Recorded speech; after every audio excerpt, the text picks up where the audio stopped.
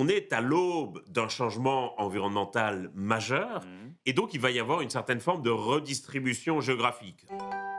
Les gens Ouais, oublient souvent ouais, que l'environnement a toujours été un facteur de migration et ouais. que si les gens habitent là où ils habitent, c'est Mmh. largement lié aux migrations. S'il y a autant de gens qui habitent en bordure de littoral, c'est Mmh. pas juste pour avoir la vue sur mer, Ouais. c'est aussi parce que historiquement les sols y étaient plus fertiles. On est à l'aube d'un changement environnemental majeur Mmh. et donc il va y avoir une certaine forme de redistribution géographique, avec soit des gens qui migrent spontanément, c'est déjà le cas aujourd'hui, soit des gouvernements qui commencent à déplacer certaines populations. On agite un peu cette peur des Mmh. réfugiés climatiques comme on agiterait un épouvantail.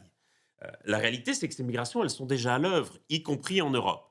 Parce que, d'abord, vous avez toute une série de migrants qui viennent notamment d'Afrique de l'Ouest Mmh. ou d'Afrique de l'Est et qui sont déplacés pour des raisons dites économiques. Sauf que quand vos revenus dépendent de l'agriculture, ce qui est quand même le cas de la moitié des ménages Mmh. en Afrique de l'Ouest, ben, ça veut dire que vous dépendez aussi de l'environnement et que donc le changement climatique va affecter vos revenus et va être un déterminant de migration tout à fait important. En réalité, on n'a pas une explosion démographique de l'immigration en France. Là, par contre, ce qui va créer une véritable anxiété qu'il ne faudrait pas nier dans la population, Mmh. c'est le sentiment que cette immigration n'est pas maîtrisée, que beaucoup de nouveaux venus ne vont pas s'intégrer Oui, qu'il y et a il y il y a a remet des en phénomènes de cause, voilà. criminalité, Oui, de oui. remise en cause, d'insécurité Mmh. culturelle, Ouais. etc. Et donc, il y a un vrai enjeu sur l'intégration.